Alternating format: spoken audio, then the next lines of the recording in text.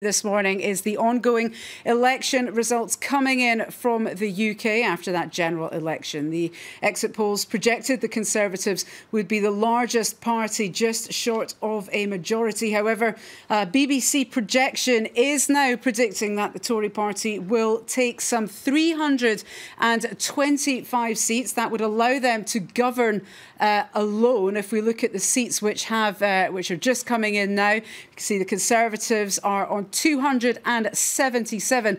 Labour only on 217 seats. The SNP now up at 56. They won the last Scottish seat to be declared. And the Liberal Democrats, a very bad night indeed. They're down on 8. Now, that, of course, would allow the Conservatives to govern alone. Addressing the country after winning his Witney seat, the Prime Minister David Cameron said this had been a very strong night for the Conservatives. The leader of the opposition, Labour leader Ed Miliband, acknowledged this had been a disappointing and difficult night for his party.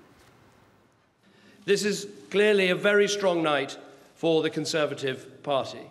I think we've had a positive response to a positive campaign about safeguarding our economy, about creating jobs, about a record in government over the last 5 years, but above all, a plan for the next 5 years. Now, the results are still coming in, but this has clearly been a very disappointing and difficult night for the Labour Party. We haven't made the gains we wanted in England and Wales, and in Scotland, we've seen a surge of nationalism overwhelm our party. Now, I want to say to all the dedicated and decent colleagues in Scotland who have lost their seats that I'm deeply sorry for what has happened. And I also want to say that the next government has a huge responsibility. It has a huge responsibility in facing the very difficult task of keeping our country together. Well, Ed Miliband, of course, saying that they fell victim to an enormous surge of nationalism north of the border. Let's take a closer look at that SNP surge just now. The Scottish results, of course, defining this election. All seats in Scotland have now been declared, and the SNP have taken the last seat. That's down in the south of Scotland. They have ousted the former Secretary of State for Scotland, Michael Moore, an MP who'd been sitting in the constituency for some 20 years. This means that the Labour Party, Lib Dems and Tories have but one seat apiece. The rest have gone to the Scottish National Party. We're looking at pictures of Jim Murphy, the Scottish Labour leader, who lost his seat. Of course, there were more high-profile casualties across the country. You can see here Douglas Alexander. He lost his seat to the 20-year-old Mary Black, a politics student standing for the SNP, making her the youngest politician since 1667. Of course, this is an historic result for the Scottish First Minister, who says that the electoral landscape north of the border has changed definitively. You know, I think what we're looking at tonight is a very historic shift in opinion in Scotland. But, you know, we said during the campaign that SNP MPs would be elected to make Scotland's voice heard, and that's exactly what we intend to do. But all of the other things I said during the campaign about seeking to work with others across the UK to try to get more progressive politics at the heart of Westminster, that is still what we intend to do. And her predecessor, Alex Salmond, has also made his triumphant return to frontline politics. You'll remember, of course, he stood down as First Minister after losing the independence referendum in September last year. He's now returned as the MP for Gordon. Speaking earlier this morning, he said that a Scottish lion is roaring tonight and it will be impossible for any government to ignore it.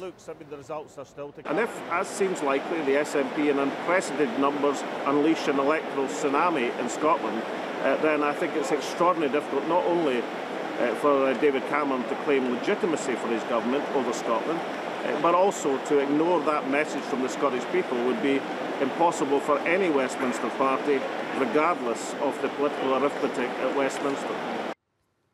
Well, to talk through these results in more detail, we're joined again by Armin Georgian from the International Affairs Desk. Armin, you've been watching these results as they've been declared throughout the night. Of course, the biggest political earthquake, as we've been seeing there, has, of course, been in Scotland, north of the border.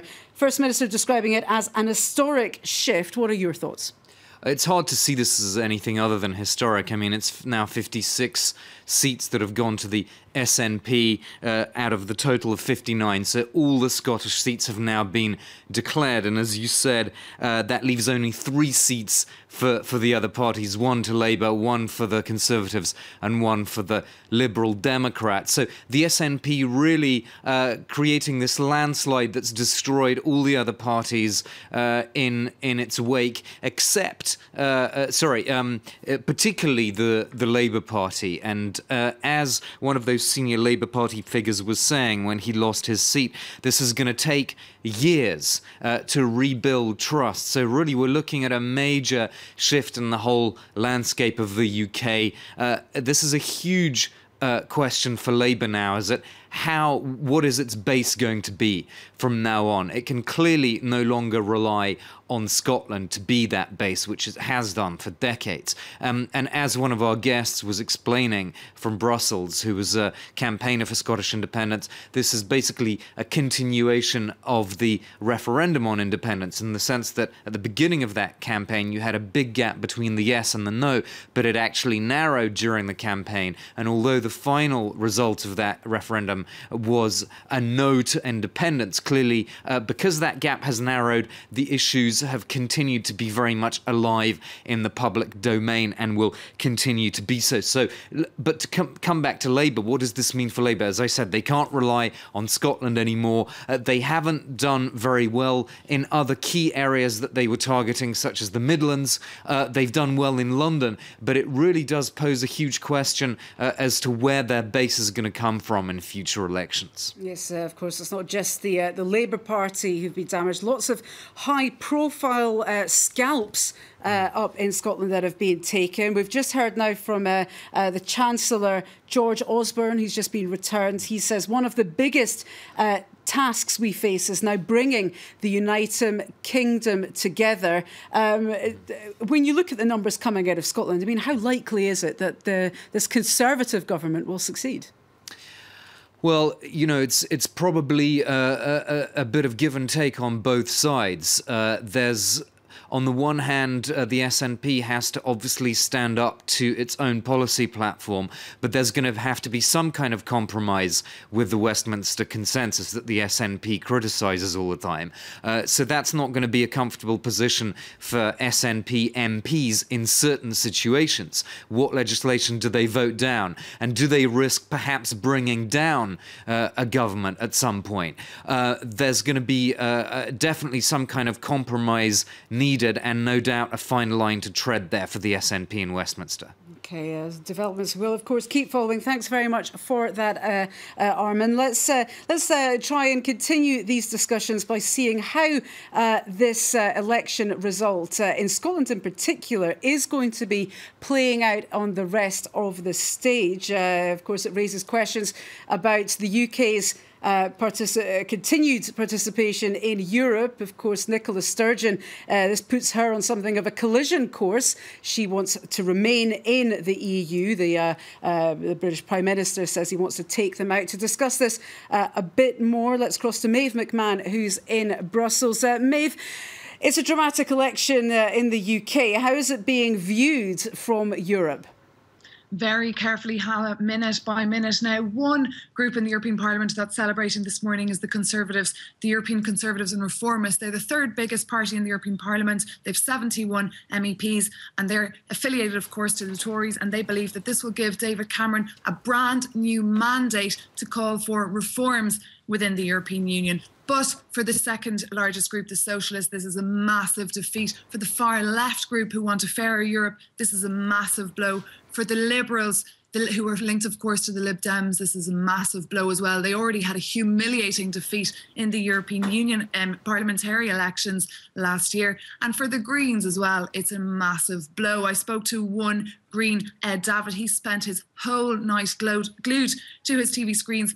He said the news today means that the United Kingdom is absolutely doomed. He said, in his words, Brexit by accident is now an almost certainty. He thinks the European Commission will do everything that they can to try and halt this, but that it won't work, and it will just paralyse the European Union even more and be nothing less than a crisis for Ireland, with unknown effects on the already politically unstable Northern Ireland. So lots of upheaval on the cards, it seems like. But you mentioned the Brexit there, a referendum on EU membership. British EU membership is now looking inevitable, with David Cameron reassuming his place in number 10. What do you think the chances are of a Brexit?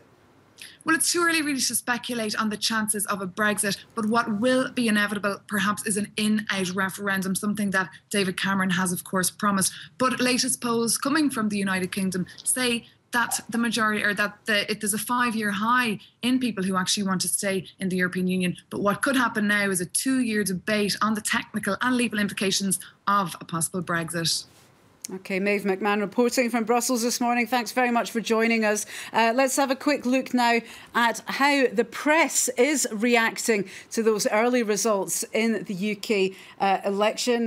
Florence Villeminot is with us. Florence, what's happening on the front pages? Well, there's a lot of shock in the British press this morning. Of course, it comes after just yesterday we were saying it was going to be a very tight race. Now it seems like the Conservatives are headed for this absolute majority. The Independent, the British paper, sums things up quite well. They talk about here this shock exit poll that's pointing to the Conservative victory. You can see a very smiling David Cameron there after he cast his ballot yesterday. The Guardian as well saying that Cameron is stunning. He's really stunned Labour in the exit polls, at least. Now, this has provoked a mixed reaction in the press, as you can imagine, depending on which candidate the papers endorsed. Right-wing papers are pretty happy about the direction this is going in. The Daily Mail calls it a triumph for the Tories. On their front page, you can see they're talking about how Cameron is heading back to number 10. The Sun, another right-wing tabloid, they talk about Bloudini. I guess this is a play on words with Houdini, Harry Houdini, a very famous magician who managed to get himself out of tricky situations. Inside, The Sun says, keep calm and carry on, not keep calm and carry on. So another play on words in The Sun as well. But if you look at the other side of the political spectrum, it's a completely different feeling today. The Daily Mirror, so the left-wing tabloid that backed the Labour Party, you can see here they're mourning today. They have this black background and then this question, do we really have 5 more damn years? Let's focus on the Scottish National Party. I mean, obviously they're being hailed as the big winner of this election, despite the fact it's Cameron going into number 10. What's happening with the SNP? Well, it's really interesting. Even papers in France are saying that the Scottish are really the winners here, the SNP. The Le Monde here talks about a douche écossaise for Labour in Scotland. Now, a douche écossaise is a French expression. It's when you take a shower and you alternate hot and cold water. So not the most pleasant kind of shower, especially for Labour. The Herald, so that's a Scottish paper, says that Labour is facing the extraordinary prospect of a wipeout in Scotland. Scotland, a nation it once took for granted as its political homeland. So you can see the Herald here is talking about how Britain is actually on the brink of a major political upheaval. Florence Villeminot, thanks very much for those. Oh no, we do have one more set of papers to go through. I'm terribly sorry. We're focusing on defeats. There's some very symbolic defeats for the Labour Party. That's right. There's the Labour heavyweight Douglas Alexander. So the shadow Foreign Secretary, he was defeated by a 20-year-old woman who's set to become the youngest lawmaker since 1667. So it's been quite a while. Yeah. You can see her here, Mary Black. She's really emerged as one of the superstars of this election. So who is she? You can see a profile of her here in The Scotsman, a 20-year-old politics and public policy student from the University of Glasgow. As I said, she's going to become the youngest ever MP in Westminster for quite a while. She has to finish her dissertation first, though. That's what the press is saying. Take priority, really. But her election is part of a wider trend in this election. You can read about it here in The Independent. You can see here almost 1/3 of the new MPs are expected to be women. So this will be quite a jump from the last parliament when there were 25%, less than 25%. So quite a record number of women MPs after this election.